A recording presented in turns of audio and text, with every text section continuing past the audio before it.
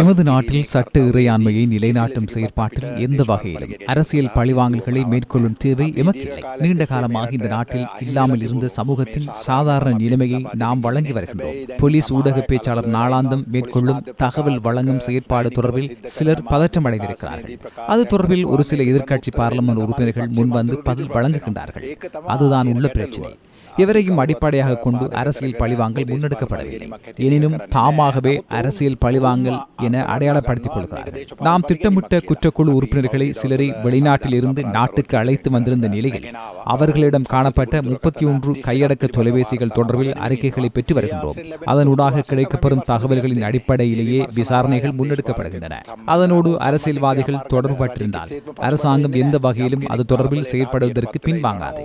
சிலர் பதற்றம் அடைவதற்கு காரணம் அவர்களுக்கு இதனோடு தொடர்பு இருந்திருக்கலாம். திட்டமிட்ட குற்றக்குழு உறுப்பினர்களிடம் இருந்து பெற்றுக்கொள்ளும் தகவல்களின் அடிப்படையில் விசாரணைகள் தொடர்ந்தும் இடம்பெறுகின்றன. சட்டவிரோத செயற்பாடுகளிலும் குற்றச் செயல்களிலும் எவரேனும் ஈடுபட்டிருந்தால் அவர்களின் பதவி நிலை தகுதி தராதாரமின்றி சட்ட நடவடிக்கையை நாம் மேற்கொள்வோம்.